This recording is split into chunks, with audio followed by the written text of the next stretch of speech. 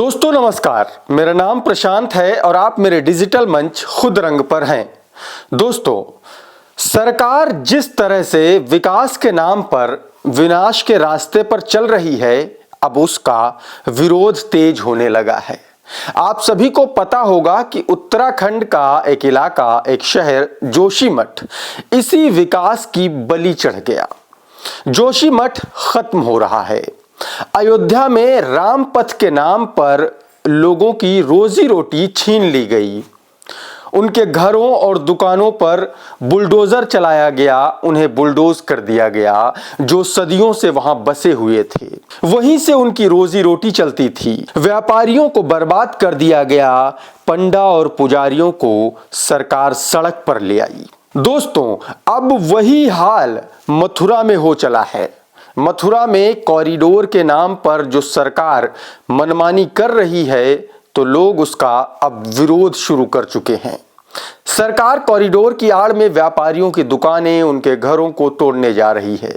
दोस्तों, विकास के नाम पर जिस तरह से जोशीमठ और अयोध्या के मूल स्वरूप को खत्म करने की कोशिश की गई है, अब उसी तरह से मथुरा वृंदावन की उन कुंज गलियों को सरकार कॉरिडोर की आड़ में खत्म कर रही है।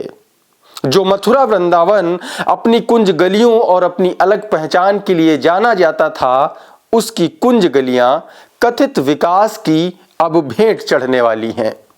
दरअसल सरकार बांके बिहारी मंदिर कॉरिडोर के लिए 5 एकड़ जमीन का अधिग्रहण कर रही है, लेकिन लोग तैयार नहीं हैं अपनी जमीनों, अपने घरों और मकानों, दुकानों को देने के लिए। जहां से उनका रोजगार चलता है, उनकी रोजी रोटी चलती है।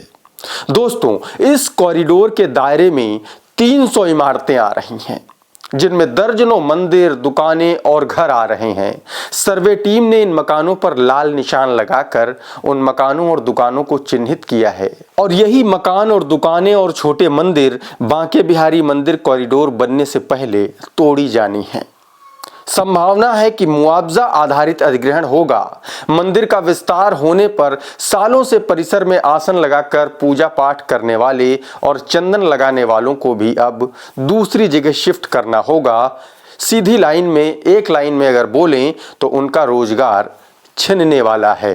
इस कॉरिडोर की जद में वामनपुरी, पुरोहित पाड़ा, मदन मोहन घेरा, कालीदह, जंगल कट्टी, पुराना शहर, प्रेम गली सहित मंदिर से सटे अन्य मोहल्लों में भी गोस्वामी परिवारों के स्थान हैं। वहां वो रहते हैं और उनको अब विस्थापित होना है।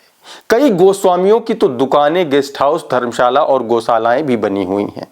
अपने निजी संसाधनों से गोस्वामियों के पूर्वजों ने यहां कई छोटे बड़े मंदिर भी बनवाए थे, जिनसे उनका रोजगार और रोजी रोटी चलती है।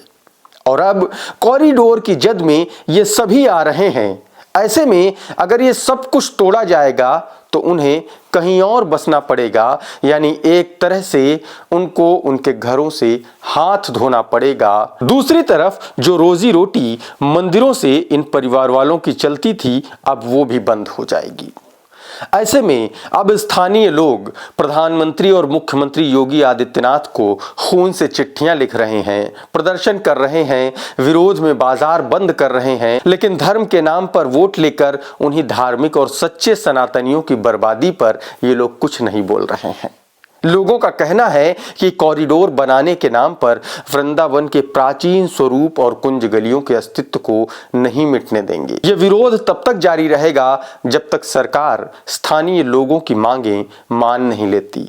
अपनी आवाज को सरकार तक पहुंचाने के लिए हर संभव प्रयास करने के लिए लोग कह रहे हैं। वृंदावन की कुंज गलियां दोस्तों विश्व प्रसिद्ध हैं। यहां जब कुंज गलियां ही नहीं रहेंगी तो इस नगरी की पहचान क्या रहेगी? स्थानीय लोगों का ऐसा कहना है। अब आप इस महिला को सुनिए, क्या कह रही है सरकार से, योगी आदित्यनाथ से। कह रही है कि हमारे और हमारे परिवार में 12 लोग रहते हैं। आप मेरे लिए और उन 12 लोगों के लिए जहर की पुड़िया ला दीजिए ताकि हम वो खा लें, तब आप हमारी लाश के ऊपर से कॉरिडोर बनवा लेना। सुनिए जरा।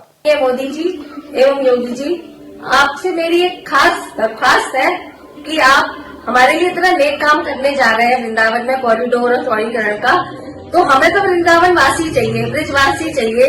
तो अब हम 80 गज के घर में 12 मेंबर रहते हैं। तो आप ऐसा करिए, छोटे बड़े मिला के 12 पुड़िया ले आना, हम आपके सामने उसको पालेंगे और ब्रिजरेज में मिल जाएंगे। फिर आप हमारी उन डेड बॉडीज के ऊपर से चौड़ीकरण करना, चाहे कॉरिडोर बनाना, क्योंकि नेक काम तो ये हो ही जाएगा कि हमें ब्रिजवास मिल जाएगा, हम ब्रिजरेज में मिल जाएंगे। दोस्तों, स्थानीय इसका विरोध सड़क पर तो कर ही रहे हैं, साथ ही अब ये मामला हाई कोर्ट और सुप्रीम कोर्ट तक पहुंच चुका है। 23 जनवरी को इस मामले में सुप्रीम कोर्ट में सुनवाई होनी है, जबकि 24 तारीख को इलाहाबाद हाई कोर्ट इस पर सुनवाई करेगा।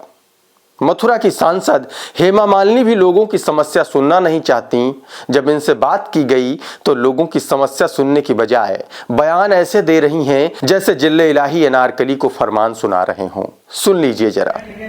वो हमें भी, हमारा भी रिस्पॉन्सिबिलिटी है कि कॉरिडोर बने तो वृंदावन एज इट इज रहे। मैं भी चाहती हूँ कि वो प्राचीन काल का जो स्वरूप है वृंदावन का, वो वैसे के वैसे रहे। उसके हिसाब से ही जो कॉरिडोर बनेगा वैसा बनेगा। जो कॉरिडोर बनने वाला है उसमें किसी को कोई तकलीफ नहीं होगी, ये हमारा रिस्पॉन्सिबिलिटी है। सबको जगह मिलेगा, सब व्यापारियों को भी सुविधा होगी और पब्लिक के लिए जो आना जाना जो है, जो दर्शन करना चाहते हैं, उनके लिए बहुत सेफ और सिक्योर। हालांकि सरकार कह रही है कि मंदिर के मूल स्वरूप को पहले जैसा ही रखा जाएगा, उससे छेड़छाड़ नहीं की जाएगी। दोस्तों, सरकार ये पूरा कॉरिडोर 5 एकड़ में बनवा रही है, जिसमें 37,000 वर्ग मीटर में पार्किंग, 800 वर्ग मीटर में पूजा की दुकानें होंगी। मंदिर परिसर तक पहुंचने के लिए 3 रास्ते बनाए जाने प्रस्तावित है। यमुना की ओर से जो रास्ता आएगा वो 2100 वर्ग मीटर क्षेत्र में होगा। इस रास्ते से आने वालों के लिए कॉरिडोर को 2 हिस्सों में डेवलप किया जाएगा। दोस्तों, सरकार ये सब कुछ कर रही है, लेकिन किन शर्तों पर? सालों साल से बसे लोगों के घरों को तोड़कर, उन मंदिरों और दुकानों को उजाड़कर जिनसे वहां के लोगों का रोजगार जुड़ा है। चलिए मान लिया कि सरकार मुआवजा देगी, लेकिन जिसका जमा जमाया काम धंधा चौपट हो जाएगा, वो उसे फिर से कैसे और कहां शुरू करेगा? क्या विकास मूल अस्तित्व को उजाड़कर ही किया जा सकता है? क्या सरकार के पास ऐसा कोई रास्ता वास्तव में नहीं है जिससे मथुरा वृंदावन की कुंज गलियों को तबाह होने से बचाया जा सके? यह सरकार धार्मिक स्थलों और मंदिरों को एक बाजार मानकर चल रही है, एक ऐसा बाजार जहां पर धार्मिक भावनाओं की बोली लगाई जाए, एक ऐसी मार्केटिंग स्ट्रेटेजी जिससे मंदिरों को उजाड़कर पैसा कमाने का बिजनेस मॉडल बनाया जा रहा हो। क्योंकि हमने जोशीमठ में भी वही देखा, हमने अयोध्या में भी वही देखा, हमने काशी में भी गंगा विलास क्रूज के आश्रय भी वही देखा, और अब हम मथुरा में कॉरिडोर के आश्रय उसी तरह के मॉडल को देखने जा रहे हैं। दोस्तों, इस वीडियो में फिलहाल इतना ही। वीडियो आपको कैसा लगा इस बारे में आप हमें कमेंट बॉक्स में जरूर लिखिए। वीडियो को लाइक कीजिए और शेयर भी कीजिए, और हो सके तो हमारे चैनल को सब्सक्राइब कर लीजिए, बेल आइकन दबा लीजिए। अगर ये वीडियो आप हमारे फेसबुक पेज पर देख रहे हैं तो हमें वहां पर फॉलो कर लीजिए। बहुत बहुत धन्यवाद।